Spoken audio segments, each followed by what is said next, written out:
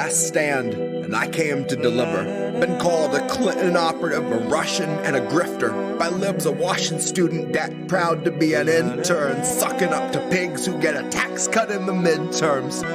You cut the ties but never heal the wrist burns. Capitalist shackles wrap and penetrate like ringworms around the necks of those whose deaths will not affect the king's purse or the coffers of the company the king serves, who manufacture mandated tinctures. Their safety data hanging from a fixture, half a mile skyward, just dangling from the rafters. My grift is sobbing till I'm cackling with laughter. I guess I would have made a decent actor. I'd be great at crying on command until they cut plus 40 minutes after. When the director waves a hand, it ain't a rap, it's now a legal matter. Honey, my grift is weeping on a mic until I'm hacking up airstrike verses like it's bombs away and batter up. Swinging on these bigots, they keep killing us to fatten up. Kill the switch, eat the rich, I think they're finally fat enough. Grab your knife and fork, the world is yours, just say you've had enough. And if you're comfy, you could go ahead and laugh it up. Tell me how the most important vote I'll ever cast is like the choosing of a bus, in that it might not take you anywhere you want, but no one can deny the fact the bus is now no longer where it was. And that's the kind of progress we should celebrate and trust. Spoken like a kid who never took a bus. Spoken like a piece of shit that used some cash to mask his stink and truly thinks he's one of us. Spoken like a terminally unserious person who equates our cries for rights to mixed up orders from a server. It paints a privileged picture of what you would label urgent if the worst thing you've experienced in life has been the time your waiter accidentally brought a tray of gold flake scallop when you clearly ordered gold flake urchin. And now you're storming out the restaurant and hopping in a Tesla. You got 80 pounds of Tony Fauci merchant. Rewind to chains won't make you wait in such a long line. Life's not just a way to waste your free time. Air that's fit to breathe is not a free ride. Free ride. Rewind to a chance won't make you wait in such a long line. Life's not just a way to waste your free time. Air that's fit to breathe is not a free ride. Free ride. Best to place your bets on weaponizing the identity of every limp progressive claiming grassroots integrity. Policy is a slippery slope for all of its complexity, so flex your brave resistance with this Ilhan Omar NFT. Numbered one of 723. Each depicts her valiantly championing a bill before she lays it at a donor's feet. And she can throw her hands up in the air with AOC and say if only Nina Turner could have voted present too, that's why we need another seat. We need some more progressives we elect to only tweet, who live to serve humana and their label of elective slapped on every patient's gravest needs. And every station plays the theme that medical professionals agree on the effectiveness and safety of injections authorized for this emergency. And in purely unrelated news, the profits of the ones who manufacture vaccines just increased by nearly 36 billion with a fucking B. Sometimes it feels like we're the only ones that see. Sometimes it feels like all of us are lost at sea. And every time we think we see an island on the tip of the horizon, it turns out to be another measure making sure we're kept within the watchful eye of murderous authority. And so I guess my grift is crying for the future they denied us, where the people who would buy us are a mockable minority. And we are more than genomes under warranty. And we are more than serfs in constant quarantine. If I had a single breath left, I'd let the chorus scream. I'd announce our leaders claiming none for all and more for me. None for all and more for me. None for all and more for me. None for all and more for me. Rewind to a chance won't make you wait in such a long line. Life's not just a way to waste your free time. Air that's fit to breathe is not a free ride. Free ride. Rewind to a chance won't make you wait in such a long line. Life's not just a way to waste your free time. Air that's fit to breathe is not a free ride. Free ride.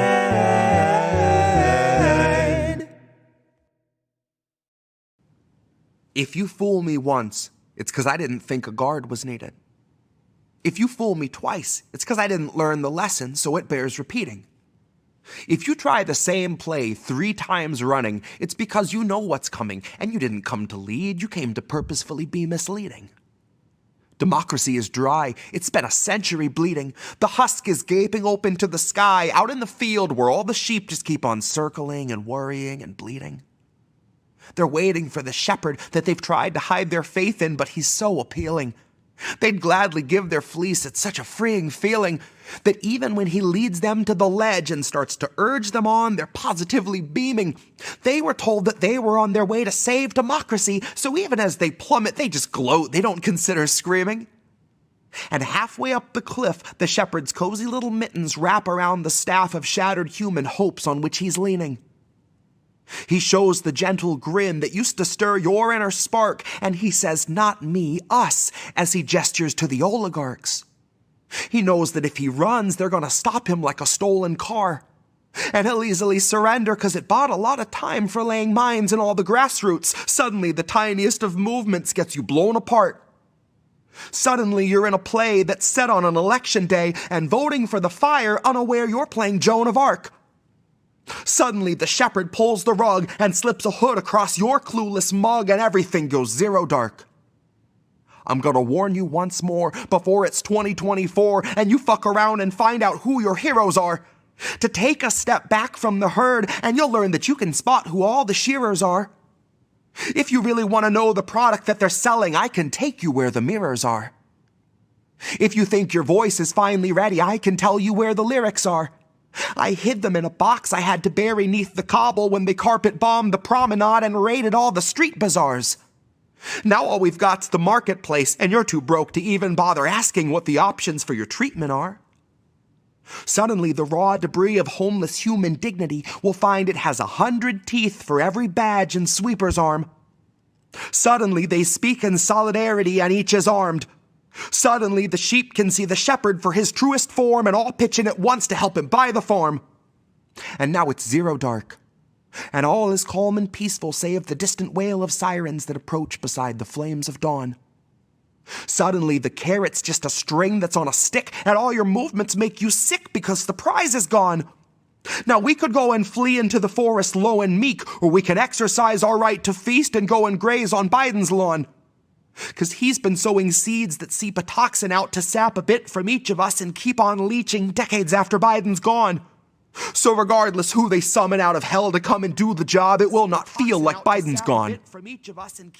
But in that time of hopelessness, you cannot trust the shepherd when he once again comes asking you to humor him his siren song. And it's cute that you can innocently, honestly assume that's just a symptom of a system that was wired wrong, and not the standard feature, basic function, primary objective of a mass hypnosis firebomb. You don't need to know the words to cry along. Someday it'll hit you like an officer who pistol whipped their ride along. Broke his jaw and kept his job and kept it moving right along. That voting isn't red or blue or black or white or right or wrong. Voting's like a firing squad where you can choose the firearm. It's slow extinction by and large. It's Super Tuesday supercharged. It's all your futures, roots and all, just tossed out on a garbage barge. It's everybody dropping out to push the biggest oligarch. It's everybody voting fire, registered as Joan of Arc.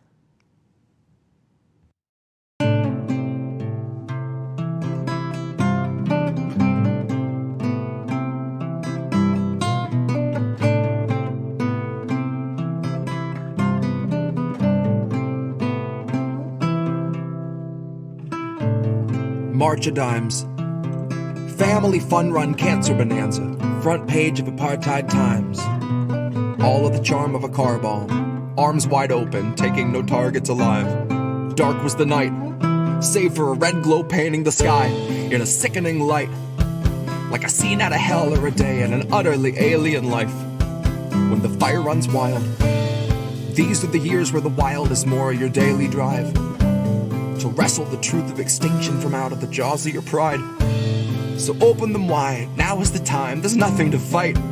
Blasted or sworn to defy. The end is the same and we're inches away from the line. So abandon your ego to die. The bed that we made is where we go to die.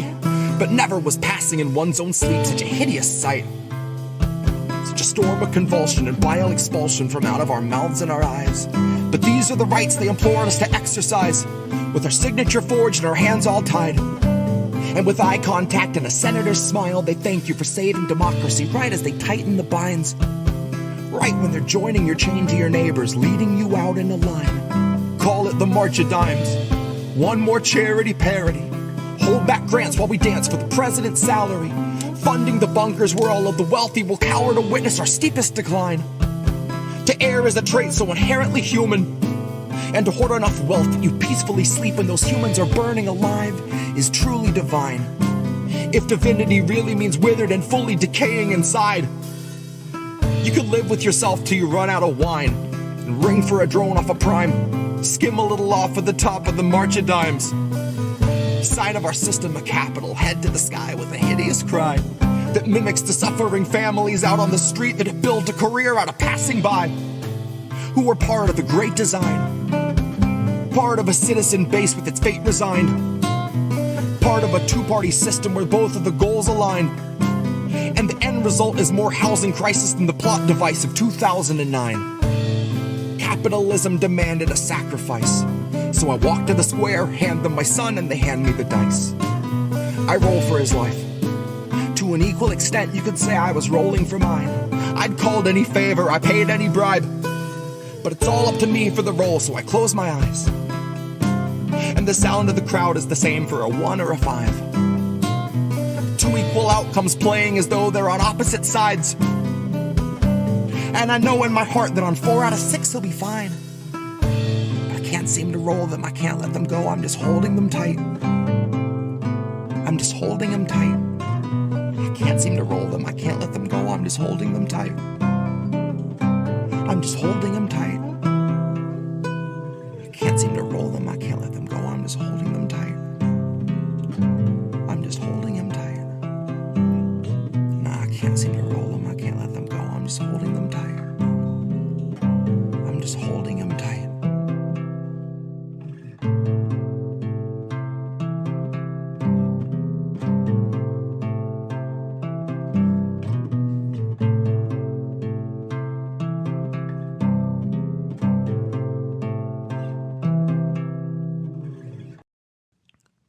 Influencer TikTok, capitalist pig dog, immigration flip-flop lobbied via rim job, Met Gala airstrike, A-lister scrimshaw, paparazzi lip sip the scandal as it drips off. You know I'd love to meet our leaders that were tipped off. Back when COVID was a few of us with wicked coughs, and be like, sorry, Mr. Senator, that you don't speak in terms of human worth, just in kickbacks and dipped stocks. Then punch that motherfucker like a shift clock. Hurry back home to my stack of straw dolls with their limbs off, where Biden's on the screen and he's confusing Xi and Kim Jong, talking out his SIM card like someone plugged him in wrong, but then we hit the gist and suddenly his pitch drops. He whispers right at camera one with his fist balled. His words hang with the subtlety of a lynch mob as he says, rat your neighbor out and get a $5 voucher for the CIA gift shop. Hell, you'll even get a free stick of boot-flavored lip balm. 'Cause every day we make enough consent to fill a strip mall. So when I say eat the rich, I'm talking still raw, bone in, limb by greedy limb with a skill saw. Picture, if you will, a modern take on Naked Prey starring Bill Maher.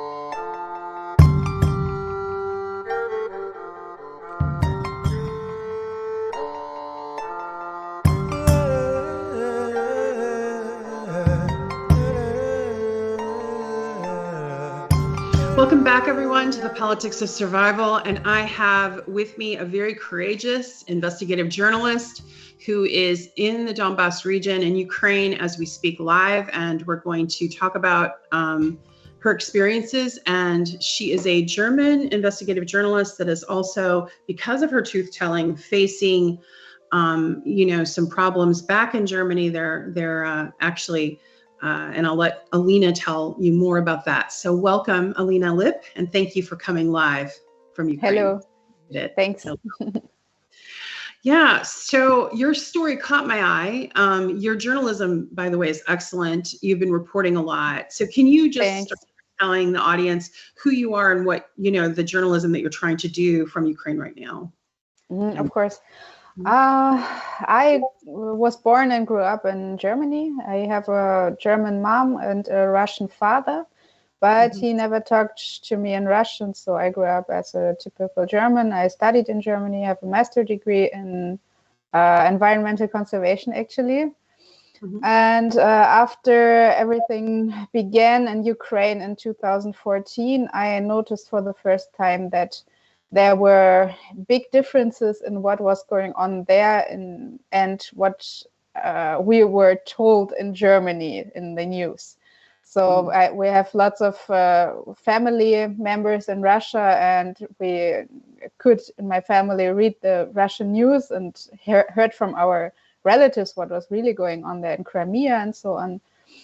And there were lots of cases where the German news really lied, or they only told half of the truth, And I got interested in politics.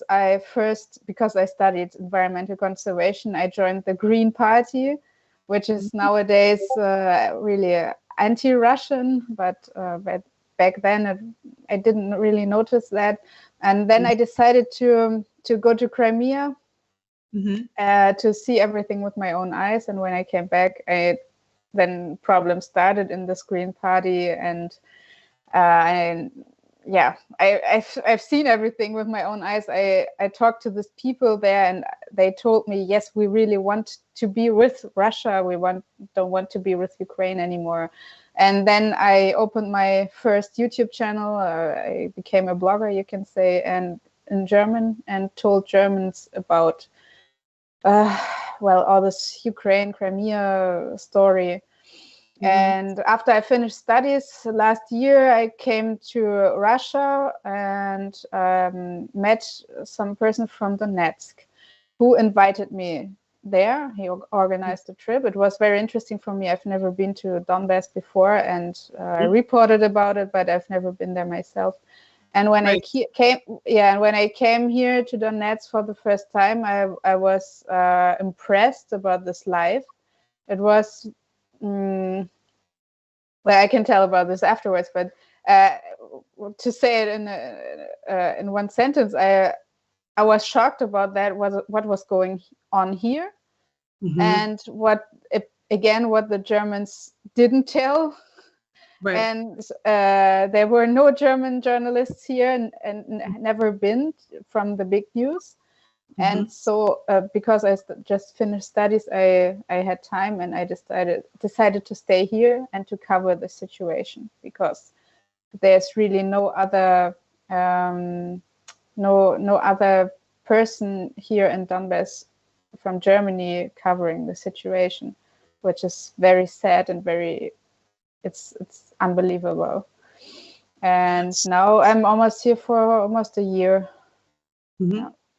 And then I was reading that, a lot of investigative journalists that are really covering Ukraine in a real way, in other words, providing balance in the reporting, are being targeted by different Western governments. And so you became a target of your own government. Is that true? And then what were the threats, and what kind of led up to now the paperwork that you got, threatening you basically with prison?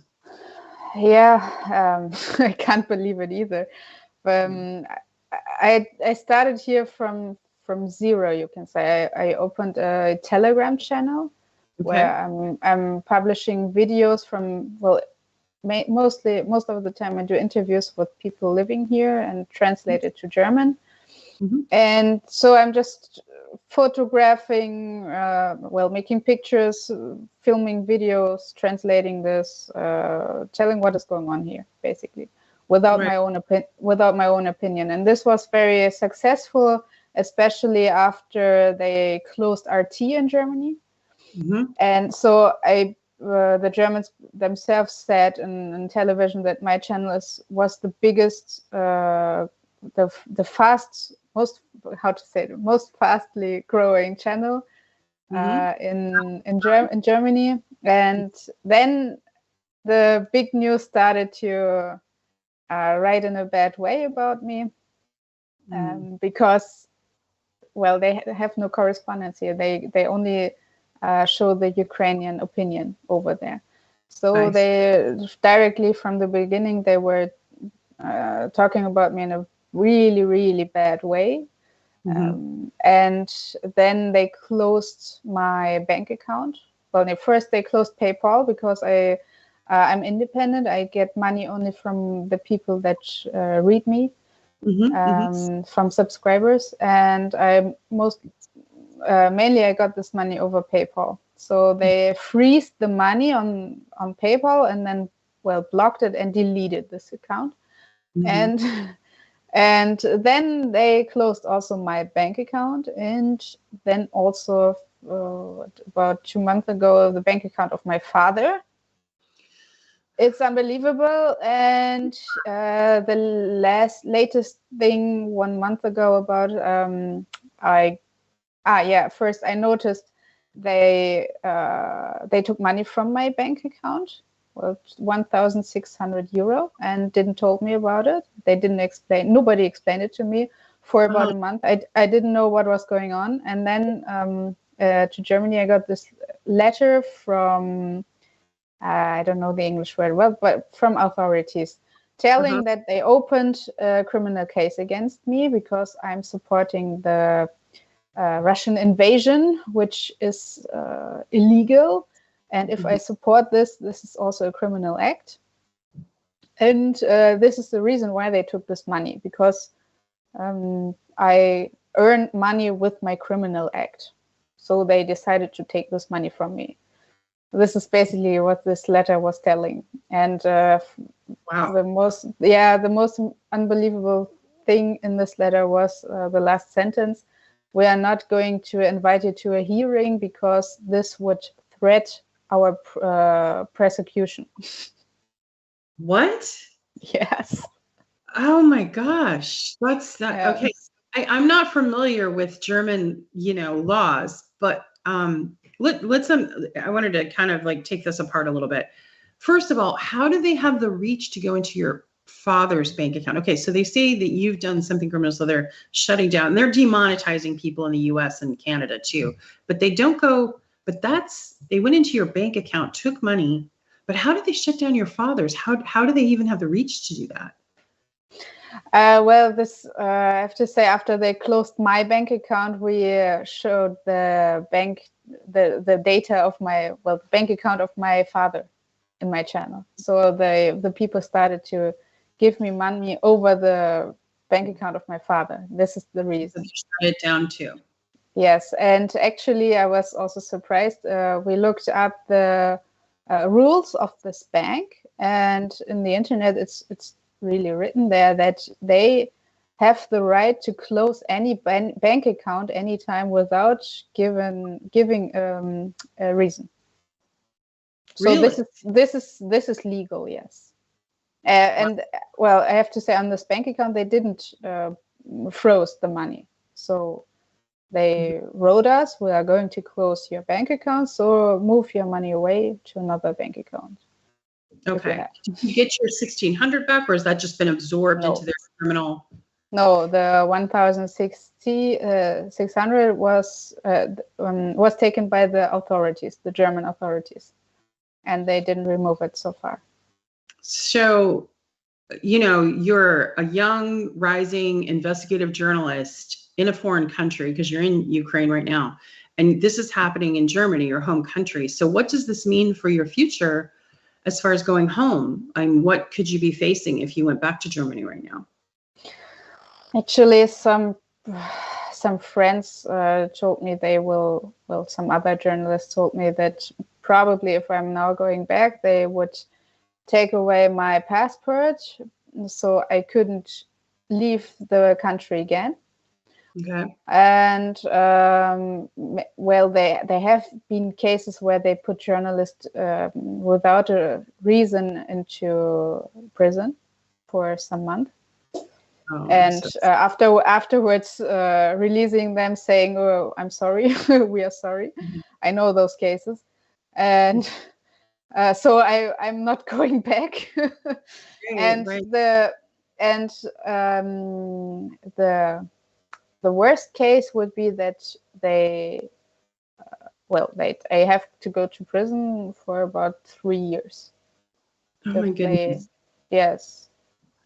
So Alina, can you travel to the EU or to other countries freely, or are you kind of just? So I don't think so. I wouldn't do that now, because any country could say, they are searching for her, we are giving her to Germany. So they would involve Interpol in that. Maybe. Interpol, okay. So I see. So what are you going to get an attorney? And again, if I ask you anything, sorry, my cat just jumped up.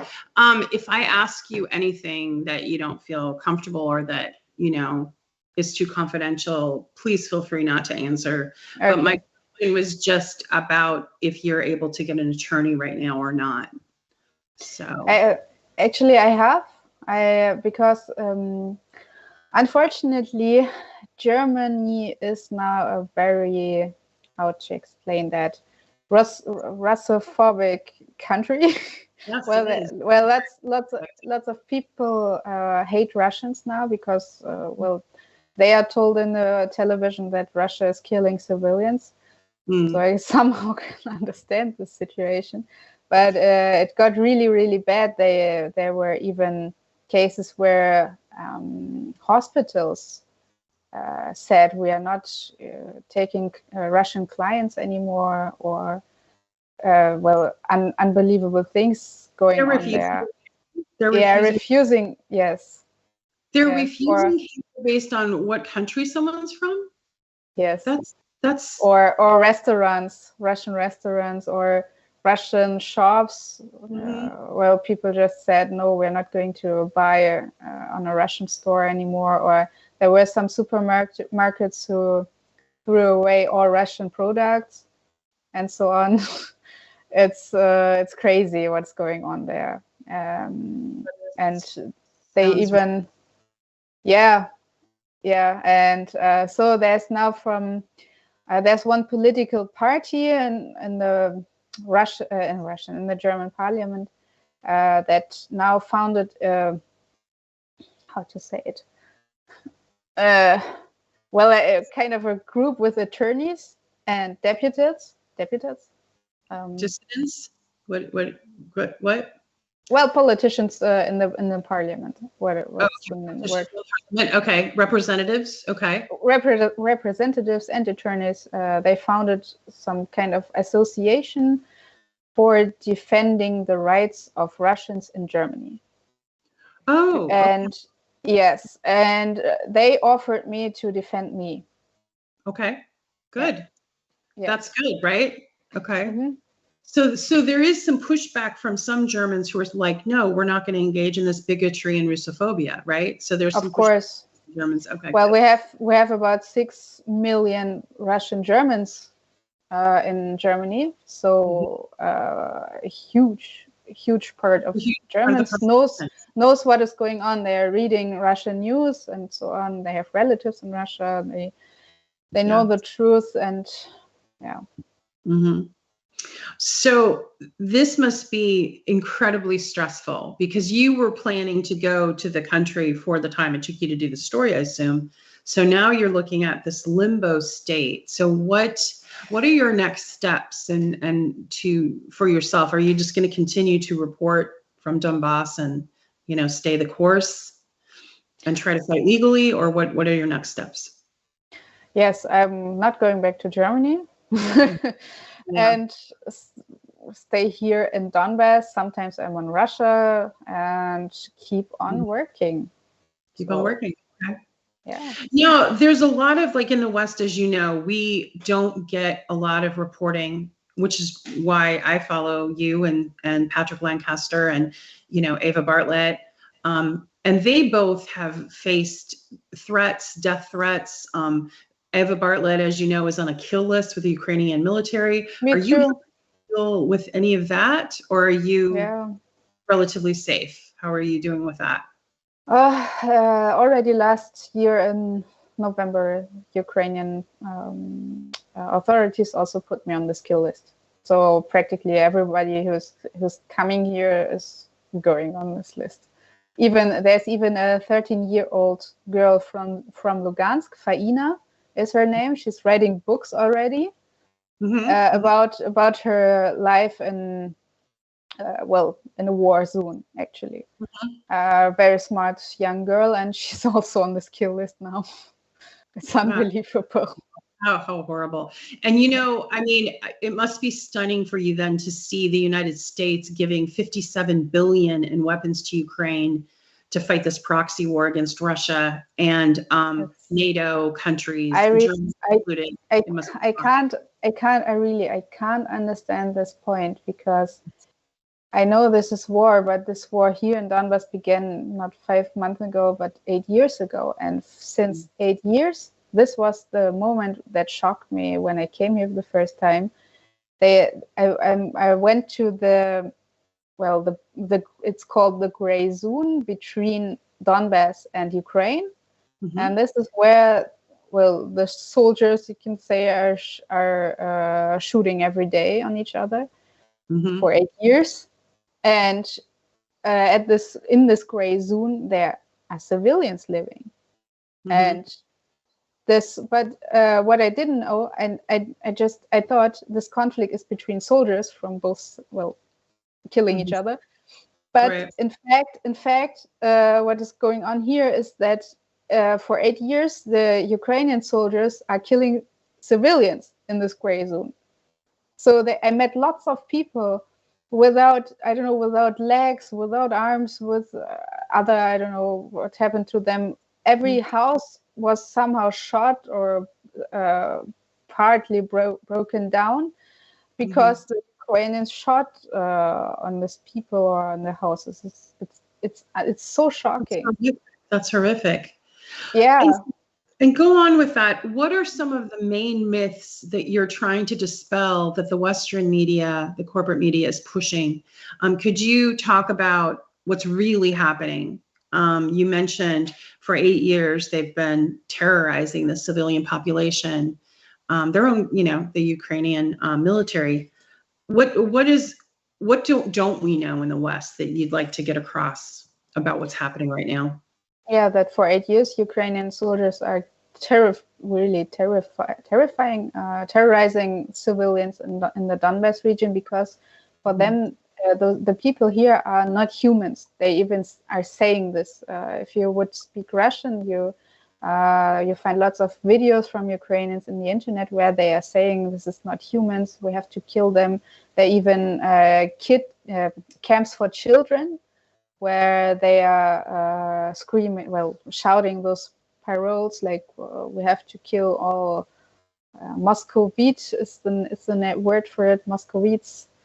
So all Russians, this is not humans, and so on. So they, for 8 years, they, how to say it?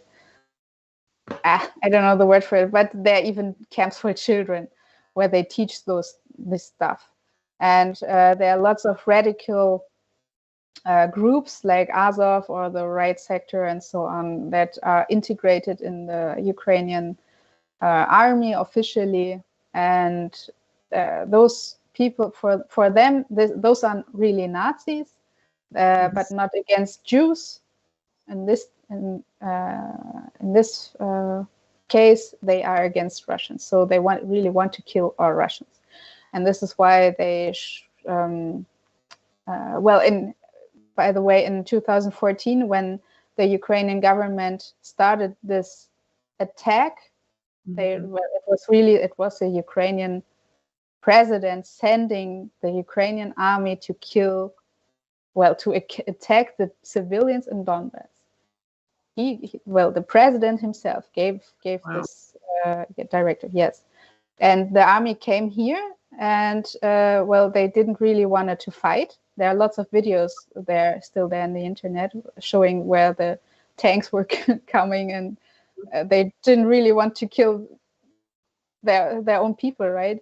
And that's why the president sent this radical groups like Azov and the right sector, and mainly they are killing the civilians now here in Donbass, who have been killing for the past 8 years, and they are still going on with this. And now they even have this NATO weapons they can use, and they can now not only kill civilians on the border, but here also in the city center of Donetsk.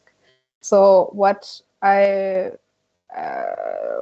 have been through the last month is not funny at all. They are shooting about almost every day with these NATO weapons. There's no safe place left in Donetsk, even in the city center where it has been safe in the last years. There's really no safe place left, and every day civilians are dying. And this is horrible because there's so much. There are lots of channels on Telegram, for example, where bloggers from Donetsk publish those videos where, I don't know, of short schools. They are especially shooting on hospitals, on schools, kindergartens, and the fire station a few weeks ago, or the main streets with cafes and so on. They really do it on purpose because they know the geo data, right? So oh my God. Okay, go on. I'm sorry. No problem. It's okay. I was just going to ask, so how do you deal with that on a daily basis when you walk out the door to go to a cafe or to go to the grocery store? Are you dealing with safety issues every single day as a result of this? Well, they're not shooting every minute, so you just wait until they are not shooting anymore for about an hour, and then you go. Most of the time they're shooting for an hour, and then a few hours not, and then they start again. So this is how we live here. And it happens that you are in a restaurant sitting outside on the terrace, nice weather, eating some ice cream, and then they're starting to shoot, and you're just listening to this. It started there. Now you hear this meow over your head, and you listen. How far is it coming down? Is it closer or not, or far away? And then you go. And for our audience, because when we think of military, we're visualizing a battlefield actually, but what you're describing are civilians trying to go about their daily life and being basically on a front line. So that the soldiers are they targeting civilians as well as the soldiers, or just are civilians collateral damage in this case? No, they kill civilians on purpose because most of the men are at the front. So in the city center, we are still there. Yeah, I'm here. Can you hear me? You're doing fine. Hello. We can see you. Hello. We can see you and hear you. It looks like Alina's having. Yes, we can hear you. Okay. You were here the whole time. We could hear you, but apparently you couldn't hear us. Oh, okay. So my question was regarding civilians being targeted. Yes. Yeah. Most of the men are at the front right now. So in the city center, we only have women, kids, and older people. And well, about 2 weeks ago, we had the case that politically active, well, not children anymore. What is the name for it? Well, young people who were politically active. They had a big meeting. Well, young girls and young girls and boys who are actively, I don't know, supporting some ecology projects or projects to help kids or so on. No, they met up, about 20 of them, and the Ukrainians on purpose shot on this building where they met. Oh. So, and they killed lots of this young people. So, and this is not a single case. It's horrible what is going on here, and it's for me it's unbelievable that the West still is going on with delivering these weapons to the Ukrainian army, because they are killing civilians here. I can't understand it. Is any human rights organization at all looking into this, the civilian casualties? Is anyone stepping up? Or is the West just simply, basically lying to everyone and just funding this proxy war?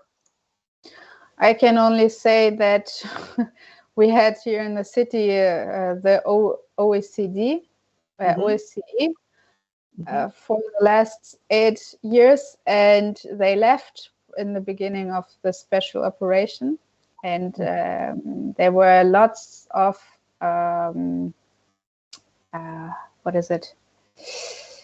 Well, it came out that the OBCE published data, especially geodata, gave geodata to the Ukrainians about positions, where the positions of the Donetsk or Lugansk army was, and so on, were. So they were talking.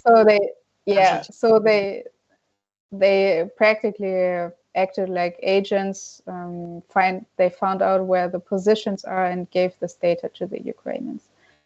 So they were supporting the Ukrainian side. So they're colluding with Ukraine to go after civilians. That's what it sounds like. Yes. Wow. Okay. And as far as, over the weekend, there was some reports of Ukraine dropping. At first they thought it was phosphorus. Now it's something else. So that happened as well. Yeah, it's not phosphor, but it was a lightning bomb. Yeah. Yes. It's also dangerous if it gets in touch with the skin, for example. But it's not that bad as phosphorus. But it's still it's unbelievable that they are doing this. It's illegal illegal to use that weapon. I see. Yeah. And it's interesting because meanwhile, Ukraine is applying to be part of NATO and part of the EU, and they're using these weapons illegally, and they're targeting civilians and they're targeting journalists. So it's really stunning to see the hypocrisy from the West about what's allowed in a conflict versus, Yeah. So the West is you can really say it, that the rest is supporting Nazis, and delivering to them weapons to kill civilians. I don't understand what is going on there, and I don't understand why nobody is understanding that. Well, too many people support that, especially this Green Party now in Germany, where I've been. Now the Green Party here in the United States is more is not necessarily aligned with this conflict at all. So it's interesting how in the Western countries, how the different political parties kind of fall out in different ways. But one of the parts of the reporting that I noticed is that you talked about that the Russian nationals that live in the Donbass region were happy to see the Russian soldiers, and you reported on that. Is that correct? Yeah, that's correct. I never met a single person that wasn't happy about what is going on. And the other way around, I filmed so many people with tears in their eyes when we talked about this topic. They told me so many horrible stories about the last years, how they were suppressed by the radicals, Azov and so on, that lived between them, and there were young women disappearing and horrible things going on. And now they really hope that everything is changing now for the better. They support Russians. I always, when I'm talking to those people, I'm always asking them if they have seen something, if they have seen Russian soldiers doing something bad, and everyone is answering like, no, why are you asking those questions? They are always helping. They did this, then they did that, and they help with, lots of stories. And yeah, I saw the delivery of food and of supplies and of medical supplies from Russia to the Donbass region, right? And they were trying to distribute that through the population. Is that true? Yes, yeah, and it's huge. The work the humanitarian aid they are doing now it's huge, really. And the people don't have anything left because I've been to lots of cities where the Ukrainians destroyed, especially the granaries. Well, lots of wheat and so on, like grains, and oil markets, water stations, water filter stations, and so on. So they especially destroyed them when they noticed that they are going, that they are not going to win. And before they left the cities, they destroyed everything. And yeah, I filmed this. So. Yes, yeah. Yeah, so you're there with other, I assume, journalists. Are you meeting any journalists from the West at all, or any showing up, or is it mostly just investigative journalists? Mostly it's independent investigative journalists coming here from the West, and luckily from lots of countries now. So I met a French, a British, Greek, Italian, from the US, from Australia. It's great. It's great, actually. And for the first time a week ago, we had a German journalist here from the official news. He was taking part on a press tour. And afterwards they were asking him questions in the German television, and he answered, well, the truth for the first time on German television. He said, they asked him, where did you feel the war going on the most? Understood? Where you really felt this war going on? Well, because he was traveling to lots of areas in the South Ukraine, and he answered the worst place, with the worst and most dangerous place was Donetsk. So there was some truth in German television. And he said he can't believe that this war is going on already for 8 years for the people in Donbass. And imagine if you have kids and you have this life for 8 years and so on. Well, it was great that he said those things. And I think if more journalists would come here, they wouldn't lie. But I had to talk to a German boss of a television channel, and I asked him why he's not sending journalists to Donbass, and he said, "I know it wasn't a boss; it was a journalist it was a journalist." And he said, "I'm not. My boss is not paying me for this, so he wouldn't send me." So as far as do you feel like there's going to be a shift and there's less support for Ukraine? Because as we're listening to different Western countries, including the US, but particularly Germany is facing a very cold winter and some economic hardships as a result of their stance on this conflict. Do you feel like the German people are shifting and you're seeing less of those Ukrainian flags in like the social media bios? And you know what I mean? Is the propaganda, in other words, falling apart for Germany a bit? I think something is changing, yes.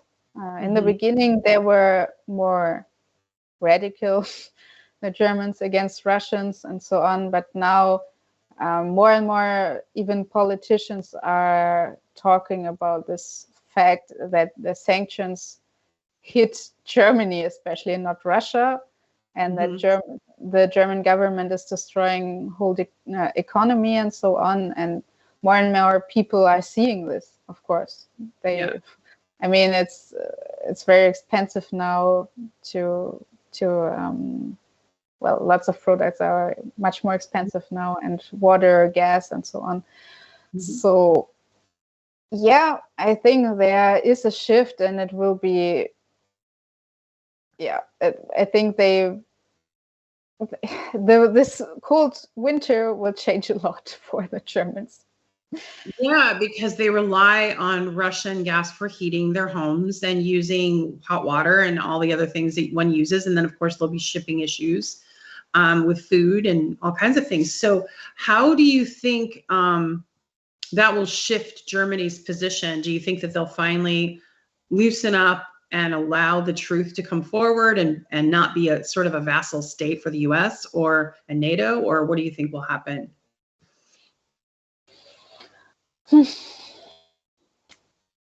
I think the German government is keeping on with this. I see. Yeah. They're making progress from the military? I think so, because the German government is doing everything the states are telling them, actually. I mean, they have Nord Stream 2. It's ready. They could just buy this gas and get it as much as they want. But they don't do it because the US is against it, and the US wants to sell to Germany their own gas. So and ship it across the Atlantic. Yes. Like, fracking gas. higher the cost. Okay. That doesn't make a lot of sense from a fiscal point of view, like from money point of view, but if that's, that's interesting. So that the Italian government dissolved, Boris Johnson's resigned, Macron has lost his majority in France. Merkel's gone, but now you have this new German chancellor, but he's losing all kinds of support. Do you see? He will be the next. So they've been talking about regime change. Like, it seems to me the only changes are happening in the Western governments. What is your take on that from your position, where you're at? It's hard to say. It's really hard to say. But I have the feeling that Scholz is, he's criticized a lot. Yeah. And so lots of politicians now in Germany are criticized a lot, as this Annalena Baerbock, for example, the foreign minister. She's really, not the most intelligent person.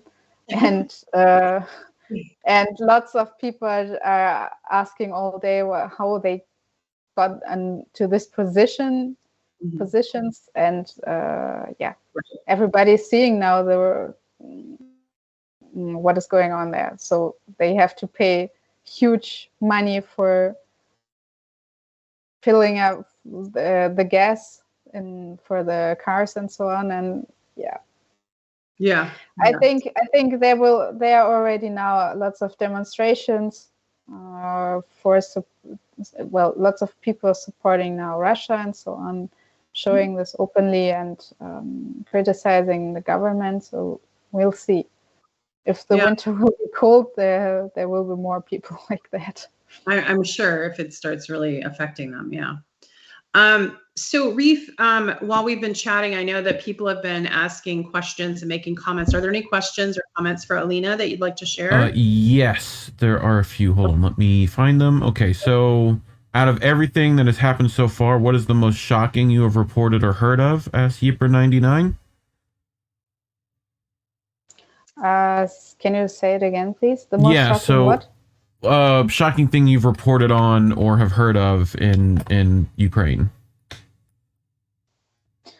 This was a story in Mariupol in April. I've been there in April when they were still shooting there. It was very dangerous.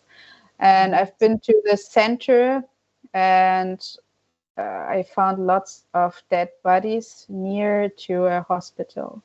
And lots, by the way, Lancaster also reported about the story.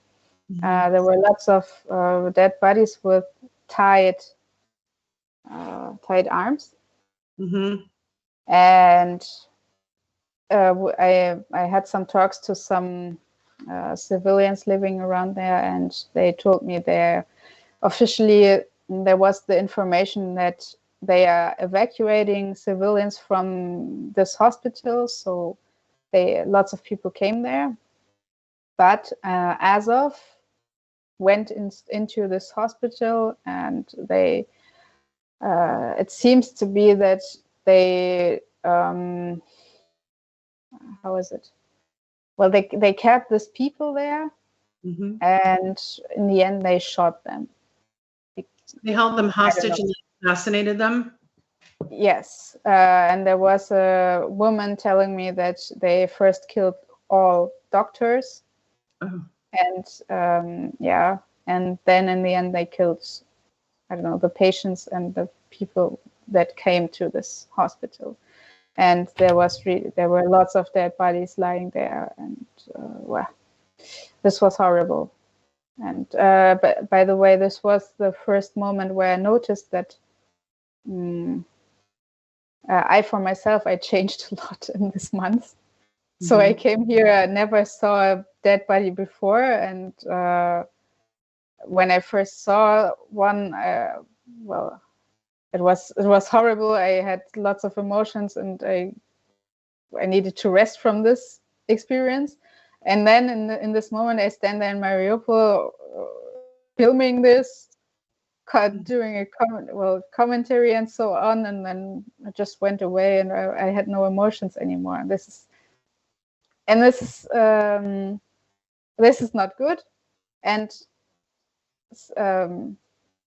by the way, I noticed that lots of kids are not normal here. They grew up here in war, and they can tell what kind of weapon has been used by the Ukrainians, and lots of details they can tell you, and they have no fear anymore. There was one kid telling me that he has no emotions anymore, no happiness, no fear, nothing. And this is probably the worst thing going on here, because those children are growing up with hatred and so on, and not good. It's heartbreaking. It's heartbreaking. A lot of trauma. So that kind of leads to this question I have real quick, brief, before you ask another. How are you helping yourself do your job, and you know what I mean, with that kind of secondary trauma that you're experiencing and seeing so much violence and so much horrific, and then this non-response from the West except to give weapons? It must be horrible. Yeah. I'm regularly taking some days off, going to Russia. So about every month for a couple of days, I'm going to Russia. My father moved to Crimea now from Germany. Well, already 4 years ago, and Crimea is very beautiful. Yes. So I can really get a rest there. I have family around me, good food, the sea, and I can talk about what I've seen and so on. And this helped a lot. If I would stay here all the time, I wouldn't be good. I noticed that other war correspondents really are not normal anymore, and I don't want to become such a person, actually. Yeah, I mean, it's a lot. I mean, and it does, war changes, and that kind of trauma will change everyone. And that's why it needs to end. Do you see, because you're boots on the ground and you're seeing things every day, do you see an end in sight, or a resolution, something in sight, or do you feel like this is going to go on for the next, through the winter and into the next spring? No, I think for the Donbass, it's finally ending. By the way, right now, yesterday, the Donbass, well, Donetsk and Lugansk, they started a big offensive against the positions, the Ukrainian positions from where they are shooting the cities. Well, from where they're shooting Donetsk. It's especially Avdiivka, a small city next to Donetsk. And today and yesterday there was aviation, well, in the sky, and lots of rockets going from here to the Ukrainian side this time. And there's a lot going on right now, and I think and I hope it's going to end soon, so that they are now destroying finally all these positions of the Ukrainians now. Okay. And what is going on afterwards, I can't say, but I can, if I'm listening to Putin and Lavrov openly saying that, yeah, they wouldn't allow the Ukrainians use this US HIMARS rockets, who can fly about 300 kilometers. That means directly to Russian territory. And Kiev is, I don't know, 200 kilometers away from the Russian border. So that means maybe the Russians are going to Kiev again. Yeah, it will be interesting the next weeks. Yes, the next few weeks will be interesting, very pivotal for this conflict. As far as being on the military kill list, even though your government was obviously upset about your reporting, are they at least providing you some protection or assurances about this military kill list, or are they just not caring about your safety and well-being? Is that your feeling about the German government? No, they don't care about me at all. Nothing. Very sad to hear. Well, one of the problems that led up to this, you mentioned this started 8 years ago, and as you know, Julian Assange revealed the U.S. and NATO involvement with the coup in Maidan in 2014, that led to this different kind of puppet government that's more amenable to the West, right? And those emails and things were revealed of the plan for the coup. And so it feels like all of those events that happened in that it led to this moment, the expansion of NATO eastward and that coup, and then this sort of aggressive Russophobia from the West.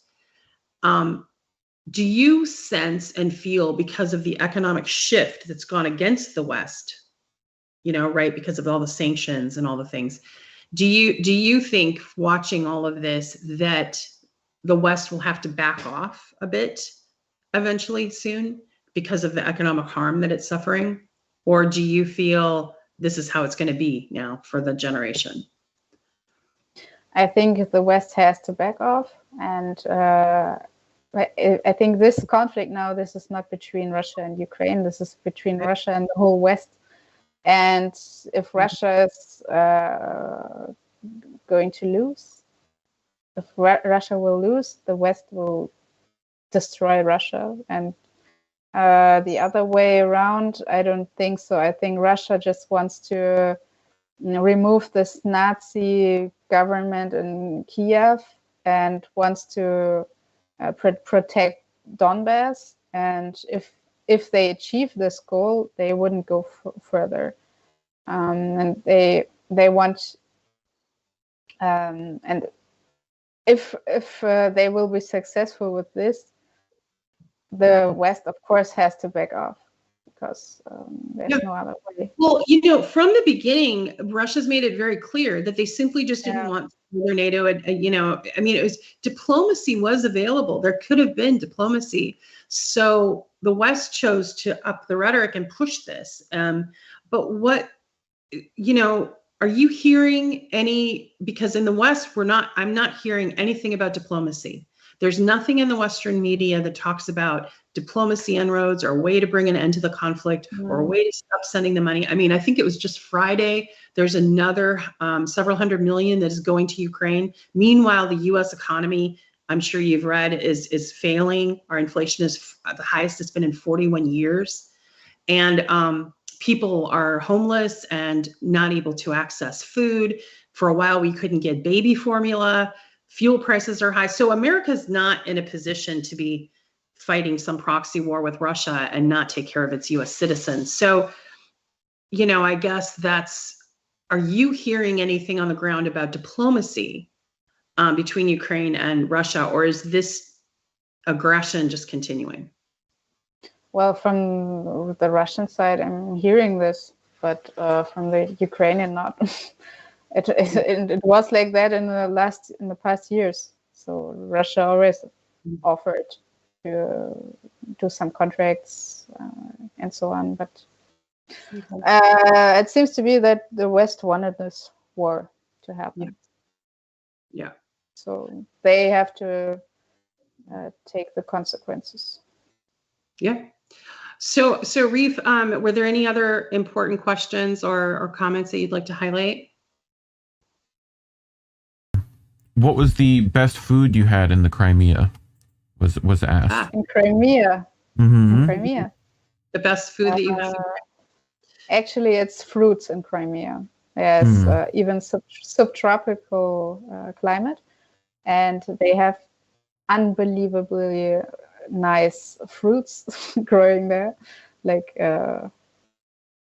everything, really everything is growing there. My father, he has now, he sold everything in Germany. He has a company and so on, but now he has only a garden and is growing there lots of great fruits and vegetables, and they have a very different taste than in Europe.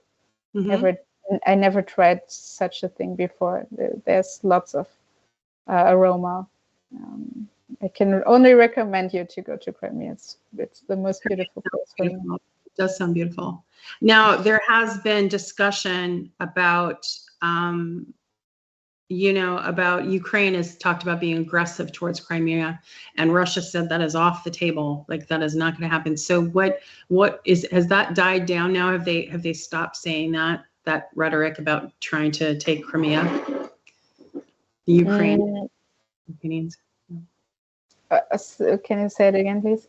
The West has been using rhetoric, some of the Western countries and Ukraine, saying they want to try to take back Crimea. Yeah, the rhetoric they use. So, what are you hearing? Is Crimea safe from that kind of nonsense, or what? I think it's safe because Crimea has the best air protection system, rocket protection system in whole Russia, and so I think it's safe. Russia will never give back Crimea, never. Right. And the people don't want it, really. I've been there lots of times. I've spent so much time there in Crimea. The people really want to be with Russia. Yeah, it was 95% of the people voted to be with Russia. Well, because they get the Russian benefits and be part of it's a very stable country. And so now the ruble is one of the highest currencies in the world. So has it been interesting as a journalist to see the flip, to see how, Russia's actually not only survived sanctions, but has thrived. And now the ruble is... Of course. And I see it every day, especially in Crimea when I'm going there. It's there's so much happening in the last months and in the last years. Lots of they do the streets and houses and so on, and infrastructure for tourists. Everything is getting more and more beautiful than it was already, and I don't see the sanctions are working in Russia, not at all. Yeah. There you go. So one of the ways that U.S. citizens or Western citizens push back against what the government is doing by funding all these weapons, participating in a proxy war against Russia, trying to amp up this. But they're doing it they're doing it with manufactured consent. They're not doing it with the consent of U.S. citizens or Western citizens a lot of times. And so I'm participating in a conference, and Reef, if you could put this up, that's coming up in Chicago, and it's anti-imperialism. We're calling out the imperialism. So you have a lot of people that are against what the U.S. is doing by giving, weapons to Ukraine and all of that. Are you seeing this? And so for the audience members that are watching, I'm going to be in Chicago, August 6th. Caleb Maupin invited me. It's the Center of Political Innovation. Please go to their website on this poster. They do need fundraising and they do need help putting on this conference. So the links are available there. But what are you seeing these kinds of events happening in Germany? Are you seeing some kind of a pushback from some people that are wanting to push back against imperialism at all? Yeah, there are people who are against it, but they can't really organize themselves. There are some demonstrations, but no, it's not helping at all. The propaganda is so good. Yeah. They really showed no truth at all in the German television, and most of the people just don't understand nothing. And now want to get a cold shower to hurt Putin.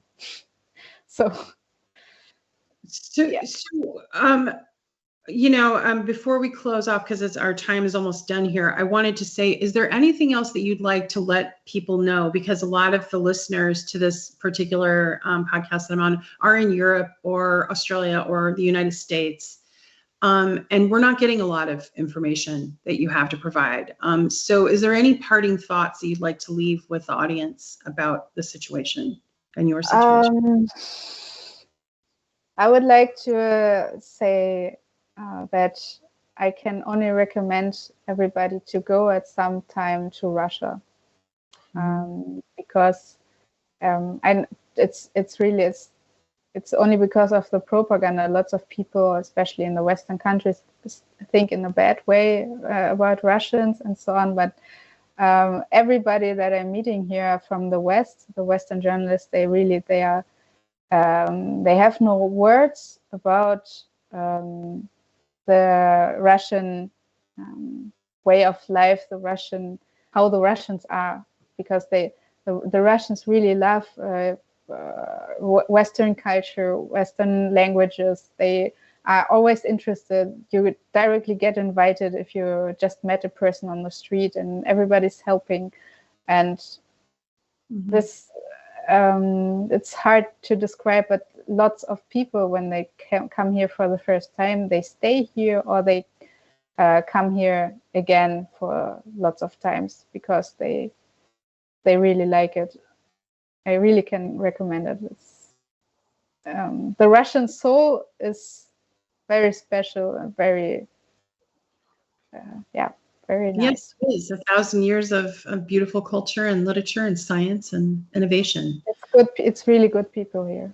Wouldn't it be, Alina, wouldn't it be amazing if the 57 billion that was just sent to Ukraine for weapons was used to help people and for innovation? Wouldn't that have been nice? Of course. Using it to harm. Yeah. As far as cooperation and all of that, and innovation, it would be nice to see that, wouldn't it? Yeah. I do know that Zelensky removed a lot of the media from Ukraine, and so is that another obstacle to getting out the reporting? Is so much of it was shut down or removed from Ukraine? Of course, they shut down all channels who were telling in a positive way or even in a neutral way about Russia.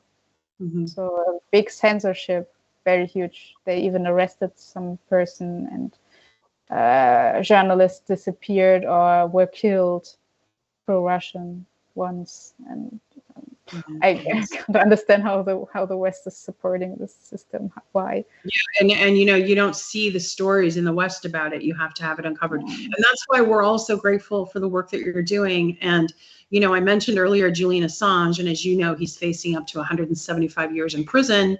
Even though he's an Australian citizen, he's being transported from Belmarsh Prison in England to the United States under the Espionage Act, and he published war crimes of the West, and he did so legally, and those stories have all held up. And in fact, they were reprinted by other Western journalists, but he is being charged with that. And it's a terrible travesty of justice. He should be let go. Many of us believe that. But it also sets a precedent. And now I see what's happened to you, where you've been demonetized, deplatformed, and then, of course, now you're facing prison yourself. So,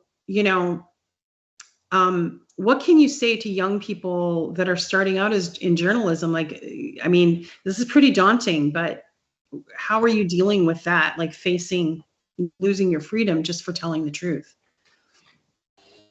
Actually, I feel better than I was before, because I feel that I'm standing on the right side. I know that, and because of this work, I got to know so many great people, so many new friends, so many. I don't know. It's better than any movie, the life I have now. Even if I'm here in Donetsk and they are shooting, because it's important, and I feel this, and I don't know. It's lots of energy you get because you're doing good. You're doing the right thing, and this is the purpose of journalism. The purpose of journalism is to show things that other people don't want to show you. So thank you. So there you have it. And you are a very you are very important. Your work is very important. So thank you so much for all of you. Thank you too. And so to those of you that are listening and watching, please do support Alina Lipp's work. You can find her Telegram channel. There are links below here in the podcast, and we'll be featuring this on different platforms as well as Substack. So please follow her work and support her in what she does. And do you have links where people can support you as well and support your journalism available? Yeah. Okay, great. So please do that, everyone. And thank you so much for joining us. This was a very serious discussion about a very horrific time in Ukraine. And Alina, I'm glad that you were able to join us. So thank you. Thanks for the invitation. And thanks for watching us. All right. All right, everyone, that's it. We'll see you next time on the Politics of Survival. Take care.